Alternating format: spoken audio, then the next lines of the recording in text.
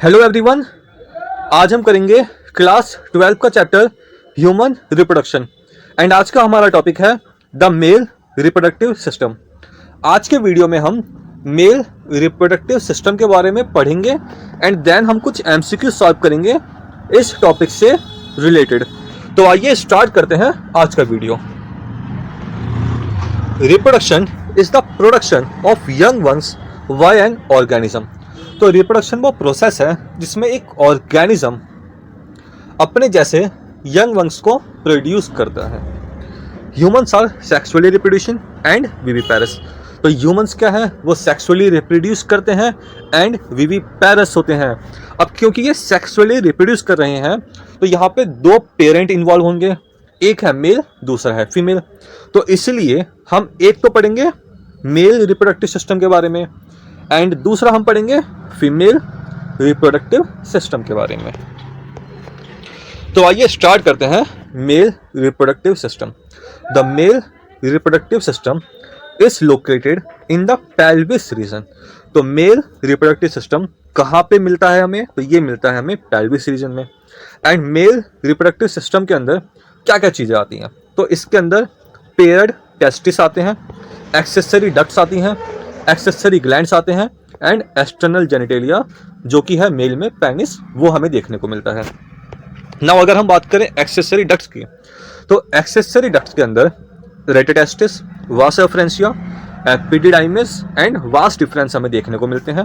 अगर हम बात करें एक्सेसरी ग्लैंड्स की, तो यहाँ पे हमें प्रोस्टेट ग्लैंड जो कि एक सिंगल होता है, सेमाइनल वेसिकल्स जो कि पेयर में होते हैं, मतलब दो होते हैं, एंड बल्बो यूरेथ्रल ग्लैंड्स जो कि अगेन पेयर में होते हैं। ये हमें देखने को मिलते हैं मेल रिप्रोडक्टिव सिस्टम के अंदर।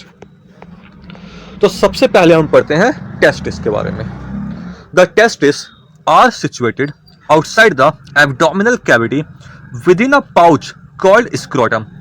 तो जो टेस्टिस है वो हमें एक पाउच में देखने को मिलता है outside the abdominal cavity and इस पाउच को हम कहते हैं स्क्रोटम। नाउ ये जो स्क्रोटम है इसका फंक्शन क्या है, ये क्यों जरूरी है, तो स्क्रोटम जो है वो मेंटेन करके रखती है जो टेम्परेचर है टेस्टिस का। एंड जो टेम्परेचर है टेस्टिस का वो 2 से 2.5 डिग्री जो है वो कम रहता है इंटरनल बॉडी टेम्परेचर की रिस्पेक्ट में। नाउ ये जो कम टेम्परेचर है 2 से 2.5 डिग्री का जो फर्क आ रहा है ये नेसेसरी है स्पर्मेटोजेनेसिस के लिए, मतलब स्पर्म प्रोडक्शन के लिए। In adults, each testis is oval in shape with a length of about 4 to 5 centimeter and a width of about 2 to 3 centimeter. तो एडल्ट्स में जो टेस्टिस हैं वो ओवल शेप की होती है एंड इनकी लेंथ होती है 4 से 5 सेंटीमीटर एंड विड्थ होती है 2 to 3 centimetre. The testis is covered by a dense covering. Now जो testis है वो कवर होती है सेवरल लेयर्स से जिनको हम कहते हैं ट्यूनिका, जैसे कि ट्यूनिका वैगिनालिस, ट्यूनिका एल्बुकिनिया, ट्यूनिका वेस्कुलोसा। ये कुछ लेयर्स हैं जो कि कवर करके रखती हैं टेस्टिस को। Each testis has about 250 compartments called testicular lobules. Now हर एक टेस्टिस के अंदर हमें लगभग 250 कंपार्टमेंट देखने को मिलते हैं जिसको हम कहते हैं testicular lobules. And in testicular lobules के अंदर 1 to 3 highly coiled seminiferous tubules हमें देखने को मिलते हैं जिसके अंदर स्पर्म प्रोड्यूस होते हैं। Each seminiferous tubule is lined on its inside by 2 types of cells called male germ cell जिसको हम स्पर्मेटोगोनिया भी कहते हैं एंड सर्टोली सेल। तो देखो एक है टेस्टिस, मतलब टेस्टिस 2 हैं, पर अगर हम ईच टेस्टिस की बात करें तो हर एक टेस्टिस में हमें 250 कंपार्टमेंट देखने को मिलते हैं जिनको हम कहते हैं टेस्टिकुलर लोब्यूल्स। नाउ हर एक टेस्टिकुलर लोब्यूल के अंदर 1 से लेकर 3 हाईली कॉइल्ड सेमिनिफेरस ट्यूब्यूल्स हमें देखने को मिलते हैं जिसके अंदर स्पर्म प्रोड्यूस होते हैं। एंड जो ये सेमिनिफेरस ट्यूब्यूल्स हैं इसके अंदर हमें 2 टाइप के सेल देखने को मिलते हैं, एक है मेल जर्म सेल जिसको हमने कहा स्पर्मेटोगोनिया एंड दूसरा है Sertoli cell. Now male germ cell में क्या होता है, इनमें होता है मियोसिस, जिससे जो है स्पर्म प्रोड्यूस होते हैं। एंड जो सर्टोली सेल है वो प्रोवाइड करते हैं न्यूट्रिशन मेल जर्म सेल्स को। तो हमने मेल जर्म सेल का फंक्शन देख लिया, इसमें मियोसिस होगा तो स्पर्म बनेंगे, एंड सर्टोली सेल्स क्या करेंगे, ये न्यूट्रिशन प्रोवाइड करेंगे मेल जर्म सेल्स को। The region outside seminiferous tubule, देखो ये जो आपको दिखाई दे रहा है ये है सेमिनिफेरस ट्यूब्यूल, एंड इसके बाहर का जो एरिया है, ये जो बाहर का एरिया दिखाई दे रहा है ये है क्या, इसको हम कहते हैं इंटरस्टिशियल स्पेस। इसके अंदर हमें स्मॉल ब्लड वेसल्स देखने को मिलते हैं एंड इंटरस्टिशियल सेल्स, जिसको हम लीडिंग सेल भी कहते हैं, ये हमें देखने को मिलते हैं। नाउ लीडिंग सेल का फंक्शन क्या है, तो लीडिंग सेल जो है वो सिंथेसाइज करते हैं एंड सिक्रीट करते हैं टेस्टिकुलर हार्मोन्स को, जिसको हम कहते हैं androgen. Other immunologically competent cell are also present. Now जो ये अदर इम्यूनोलॉजिकली कॉम्पिटेंट सेल हैं, जैसे कि WBC हो गए, लिम्फोसाइट्स हो गए, मैक्रोफेज हो गए, ये भी हमें यहाँ पे देखने को मिल जाते हैं। नाउ अब हम पढ़ेंगे एक्सेसरी डक्ट्स के बारे में। तो देखो हमने टेस्टिस के बारे में पढ़ लिया, अब हम पढ़ेंगे एक्सेसरी डक्ट्स के बारे में।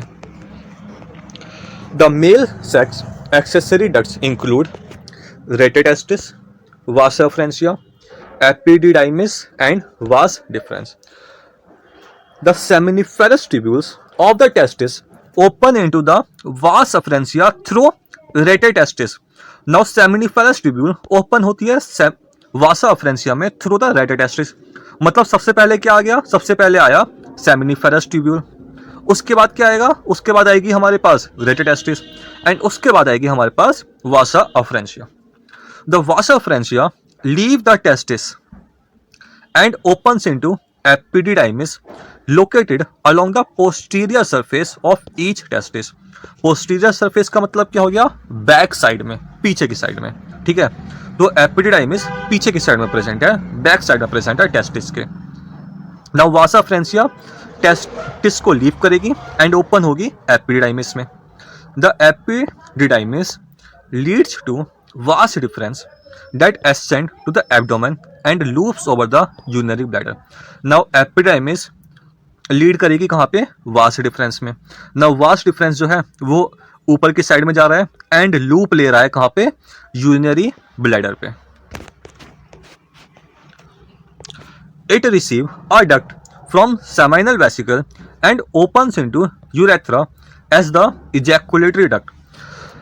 now जो ये वास डिफरेंस है ये रिसीव करेगा एक duct from the seminal vesicle and then ये ओपन होगा किसमें, यूरेथ्रा में, as a ejaculatory duct. These ducts store and transport the sperm from the testis to the outside through the urethra. Now जो ये हमने accessory ducts पढ़ी हैं, इनका काम क्या है, इनका काम है कि ये स्टोर करेंगे एंड ट्रांसपोर्ट करेंगे स्पर्म को टेस्टिस से लेके outside the body. The urethra originate from urinary bladder and extends through the penis to its external opening called the urethral meatus। now जो ये यूरेथ्रा है वो originate होता है urinary bladder से एंड देन पास होता है पेनिस से, एंड देन बाहर हमें ओपनिंग देखने को मिल जाएगी जिसको हमने कहा यूरेथ्रल मीटस। नाउ बहुत इंपॉर्टेंट है ये चीज, path of sperm through male body. देखो सेमिनिफेरस ट्यूब्यूल्स के अंदर बने स्पर्म्स, देन वो जाएंगे रेटेटेस्टिस में, उसके बाद वासा फ्रेंसिया में, उसके बाद एपिडिडाइमिस में, देन वास डिफरेंस में, देन इजैकुलेटरी डक्ट में, देन यूरेथ्रा में, and then finally urethral meatus के थ्रू वो बॉडी से बाहर निकल जाएंगे। बहुत इंपॉर्टेंट पार्ट है ये, याद कर लेना। नाउ अब हम पढ़ते हैं एक्सटर्नल जेनिटेलिया के बारे में। तो जो मेल में एक्सटर्नल जेनिटेलिया है वो होता है penis. It is made up of special tissue that helps in erection of penis to facilitate insemination. And ये जो स्पेशल टिश्यू है ये है corpus cavernosum and corpus spongiosum, जो कि हेल्प करते हैं इरेक्शन में पेनिस के, जिसकी मदद से क्या होगा, इंसेमिनेशन हो पाएगा। The enlarged end of penis is called glans penis is covered by loose fold of skin called foreskin. Now जो एनलार्ज एंड है पेनिस का, जो कि यहाँ पे हमें दिखाई दे रहा है, उसे हम कहते हैं ग्लैंस पेनिस। एंड ये ग्लैंस पेनिस कवर होता है लूज फोल्ड ऑफ स्किन को, जिसको हम कहते हैं फोरस्किन। नाउ अब हम पढ़ेंगे एक्सेसरी ग्लैंड्स के बारे में, जिसमें हम prostate gland, seminal vesicles and bulbourethral gland के बारे में पढ़ेंगे। The male accessory glands include paired seminal vesicles, a prostate and paired bulbourethral gland. तो पेयर में कौन कौन से हैं? सेमिनल वेसिकल और बल्बोयूरेथ्रल ग्लैंड, एंड एक सिंगल है प्रोस्टेट ग्लैंड। ठीक है। Secretion of these glands constitute the seminal plasma, which is rich in fructose, calcium and certain enzyme. Now ये जो ग्लैंड अपना सिक्रीशन करते हैं वो बनाता है सेमिनल प्लाज्मा, एंड ये रिच होता है फ्रक्टोस में, कैल्शियम में एंड कुछ एंजाइम्स के अंदर। The secretion of bulbourethral glands also helps in lubrication of penis. तो जो बल्बोयूरेथ्रल ग्लैंड है वो कुछ ऐसा केमिकल भी सिक्रीट करता है जो कि हेल्प करता है लुब्रिकेशन ऑफ पेनिस में। तो यहाँ पे हमारा जो टॉपिक है वो खत्म होता है। अब हम करेंगे इस टॉपिक से रिलेटेड कुछ एमसीक्यूज।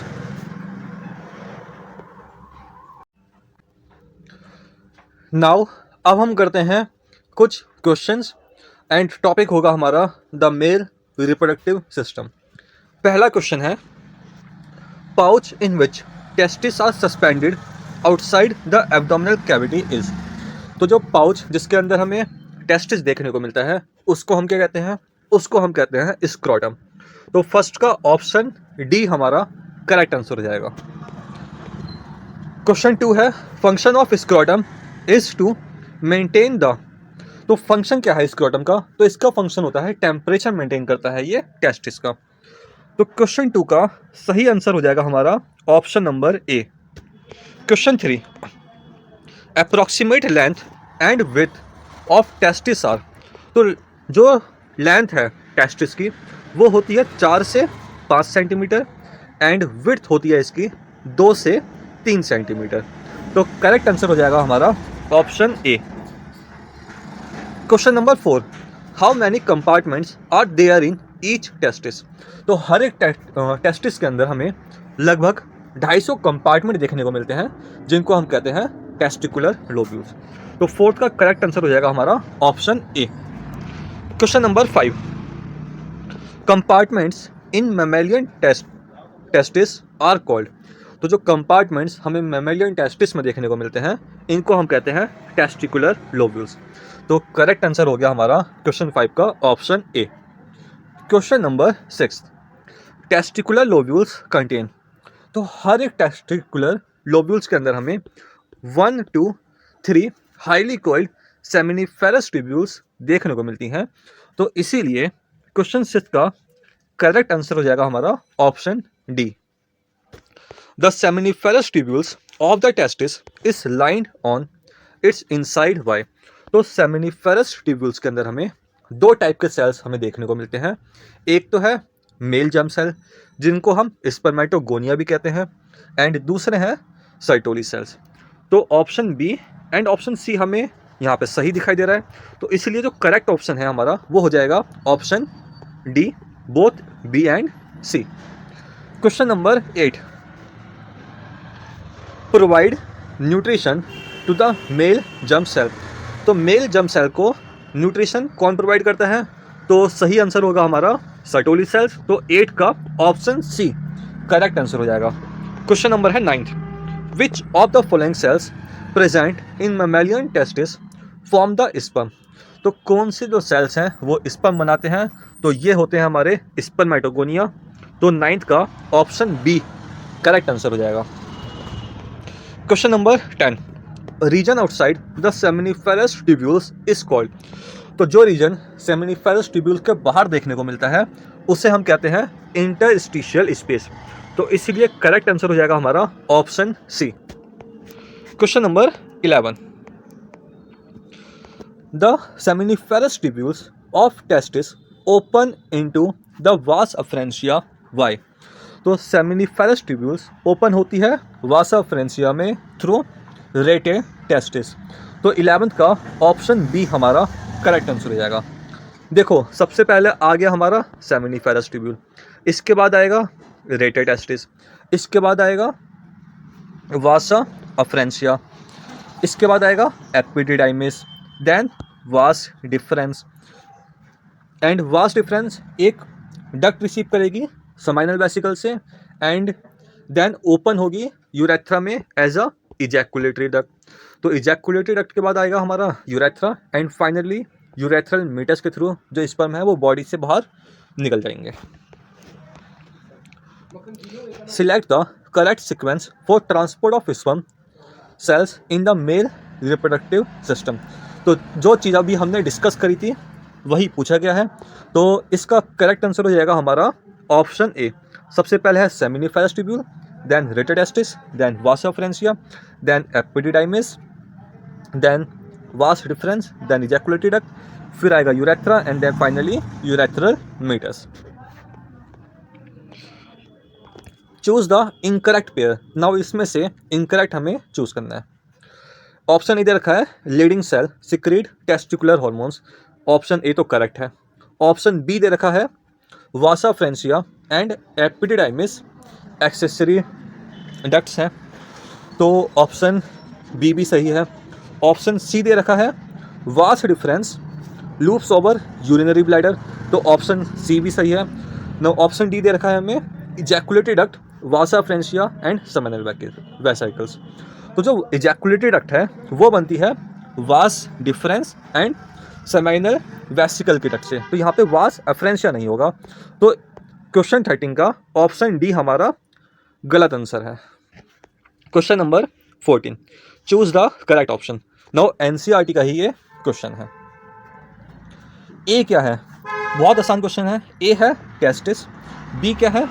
बी है सेमिनल वेसिकल्स, सी है वास डिफरेंस एंड डी है प्रोस्टेट ग्लैंड।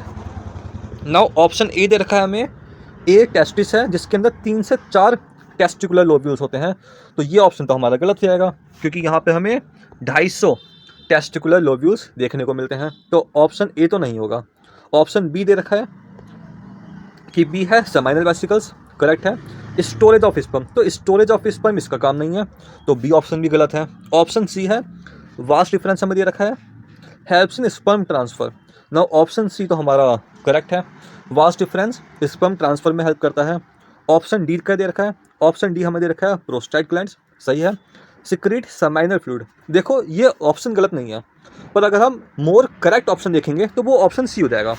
देखो prostate gland, seminal vesicle, bulbo urethral gland, ये तीनों मिलकर सिक्रीट करते हैं सेमिनल फ्लूइड को, ठीक है। तो खाली प्रोस्टेट ग्लैंड सिक्रीट नहीं कर रहे हैं, वो तीनों ग्लैंड मिलकर सिक्रीट कर रहे हैं, तो करेक्ट ऑप्शन हो जाएगा हमारा option C. Now question number 15 the shared terminal duct of reproductive and urinary system in the human male is, तो करेक्ट ऑप्शन है हमारा ऑप्शन ए यूरेथ्रा। देखो यूरेथ्रा के थ्रू स्पर्म भी पास होते हैं एंड यूरेथ्रा के थ्रू जो है वो यूरिन भी पास होता है, तो ये शेयर्ड टर्मिनल डक्ट है reproductive system and urinary system के बीच में इन the human mail. Now question number 16 again NCERT का ही डायग्राम है ये। आइडेंटिफाई करने हैं इसमें हमें ए बी सी डी को, ठीक है। नाउ ए क्या है? ए तो है यूरिनरी ब्लैडर, बी क्या है? बी है यूरेथ्रा, सी है वास डिफरेंस एंड डी है बल्बो यूरेथ्रल ग्लैंड। तो करेक्ट आंसर हमारा क्या हो जाएगा? ऑप्शन ए में ए दे रखा है यूरिनरी ब्लैडर, बी दे रखा है बल्बो यूरेथ्रल ग्लैंड जो कि गलत है। ऑप्शन बी अगर हम देखें, ए दे रखा है यूरिनरी ब्लैडर, सही है। बी दे रखा है यूरेथ्रा, ये भी सही है। सी दे रखा है वास डिफरेंस, ये भी सही है। एंड डी दे रखा है बल्बो यूरेथ्रल ग्लैंड, तो ऑप्शन बी हमारा करेक्ट आंसर हो जाएगा। आप एक बार ऑप्शन सी और डी भी देख लेना, वो गलत ही है, ऑप्शन बी सही ऑप्शन हो जाएगा। Question number 17 identify the accessory glands found in males. तो मेल के अंदर जो एक्सेसरी ग्लैंड्स हैं वो कौन से हैं? ऑप्शन ए दे रखा है सेमिनल वेसिकल, होता है। ऑप्शन बी दे रखा है प्रोस्टेट ग्लैंड, ये भी होता है। ऑप्शन सी दे रखा है बल्बो यूरेथ्रल ग्लैंड, ये भी होता है। तो 17 का ऑप्शन डी हमारा करेक्ट आंसर हो जाएगा, all of these. Now question number 18। Now ये जो डायग्राम है, ये सिमिलर डायग्राम हमें एनसीईआरटी में भी दे रखा है, ठीक है। एकदम एग्जैक्ट नहीं है पर हाँ सिमिलर है। The given diagram refers to TS of testis showing sectional view of few seminiferous tubules. Identify the parts labeled A to D and select the correct option. Now इसमें हमें पहले आइडेंटिफाई करना है एंड देन करेक्ट ऑर्डर हमें correct option हमें select करना है। Now अगर हम ए देखें, आप एनसीईआरटी का डायग्राम से मिलाना, तो ए हो जाएंगे हमारे सर्टोली सेल्स, बी हो जाएगा हमारा स्पर्मेटोगोनिया, सी है इंटरस्टिशियल सेल एंड डी क्या है? डी है स्पर्मेटोजोआ। नाउ अब ऑप्शन देखते हैं। नाउ ऑप्शन हमें दे रखे हैं, ऑप्शन ए है, ए में दे रखा है सर्टोली सेल जो कि सही है। बी दे रखा है स्पर्मेटोजोआ, स्पर्मेटोजोआ नहीं है, स्पर्मेटोगोनिया होना चाहिए, ठीक है। ए है सर्टोली सेल, तो ऑप्शन ए तो हमारा गलत हो जाएगा, ठीक है। ऑप्शन बी में जाते हैं, ए है सर्टोली सेल जो कि सही है, बी है सेकेंडरी स्पर्मेटोसाइट, तो ये ऑप्शन भी गलत हो जाएगा। ऑप्शन सी पे आते हैं, ए दे रखा है इंटरस्टिशियल सेल, एकदम ही गलत है, तो ऑप्शन सी भी नहीं होगा। ऑप्शन डी पे आते हैं, ए दे रखा है सर्टोली सेल, सही है। बी दे रखा है स्पर्मेटोगोनिया, ये भी सही है। सी दे रखा है इंटरस्टिशियल सेल, सही है। एंड डी दे रखा है स्पर्मेटोजोआ। तो जो करेक्ट ऑप्शन होगा हमारा क्वेश्चन 18 का, वो है option D. Now question number 19 and ये लास्ट क्वेश्चन है आज के हमारे टॉपिक का। यहाँ पे हमें एक डायग्राम दे रखा है। The given diagram shows LS of testis showing various parts, identify the parts labelled A to G from the list given below. Now यहाँ पे हमें आइडेंटिफाई करना है, ठीक है। नाउ कुछ चीज़ें हैं जो एनसीईआरटी में नहीं दी है, ठीक है। ये डायग्राम भी एनसीईआरटी का नहीं है, तो ये डायग्राम ना तो नीट में आएगा ना ही बोर्ड में पूछा जाएगा, ठीक है। मगर थोड़ी सी एक्स्ट्रा इन्फॉर्मेशन के लिए हम पढ़ लेते हैं। आएगा नहीं, ये बात तो पक्की है, क्योंकि एनसीईआरटी से बाहर कुछ भी नहीं आता है, ठीक है। नाउ देखो, जो एपिडिडाइमिस है उसके 3 पार्ट होते हैं। एक होता है कैपेड एपिडाइमिस जो कि अपर पार्ट होता है, ठीक है। ये वाला जो पार्ट है ये है कैपेड एपिडाइमिस। दूसरा होता है कॉर्पस एपिडाइमिस, जो मिडल पार्ट होता है उसको हम कहते हैं कॉर्पस एपिडाइमिस। एंड तीसरा पार्ट होता है कॉर्डा एपिडाइमिस, जो ये लास्ट वाला पार्ट है, जो लोअर पार्ट है उसको हम कहते हैं कॉर्डा एपिडाइमिस। नाउ ये 3 टर्म्स आपकी क्लियर हो गई। यहाँ पे और भी कुछ टर्म्स दे रखी हैं जो हैं ये देखो, टेस्टिस की कुछ लेयर्स होती है, मतलब टेस्टिस कवर होती है कुछ लेयर्स से, जिसमें आती है tunica vaginalis, tunica albuginea and tunica vasculosa. तो ये कवरिंग है टेस्टिस की, ठीक है। नाउ अब हम करते हैं क्वेश्चन अपना। देखो, अगर आपने एनसीईआरटी का भी डायग्राम किया है ना, तब भी ये क्वेश्चन सॉल्व हो जाएगा। सबसे पहले तो हम अपनी इन्फॉर्मेशन से क्वेश्चन सॉल्व करते हैं। देखो, ए क्या दे रखा है, अभी हमने पढ़ा, ए है कैपेड एपिडाइमिस, ठीक है। एंड ई क्या हो जाएगा? ई हो जाएगा हमारा कॉर्डा एपिडाइमिस। तो अगर हम ऑप्शन देखते हैं अपने, ए में आना चाहिए कैपेड एपिडाइमिस, मतलब ए का 1 होना चाहिए, तो या तो सी हो सकता है या फिर डी हो सकता है, ठीक है। एंड ई वाला क्या होना चाहिए? ई वाला होना चाहिए हमारा कॉर्डा एपिडाइमिस, मतलब ई का 2 होना चाहिए। तो ई का 2 किस में दे रखा है? ऑप्शन सी में दे रखा है। तो एक तो हम यहाँ से निकाल लेंगे अपना कि हमारा ऑप्शन सी जो है वो करेक्ट आंसर हो जाएगा। या फिर देखो, बी क्या है? बी वासा फ्रेंसिया है, तो बी का क्या होना चाहिए? बी का 4 होना चाहिए। ये एनसीईआरटी से भी हम लॉजिक निकाल सकते हैं, ठीक है। एंड डी क्या है? डी है वासा डिफरेंस, मतलब डी का 3 होना चाहिए। तो बी का होना चाहिए 4। अब बी का 4 किस में दे रखा है?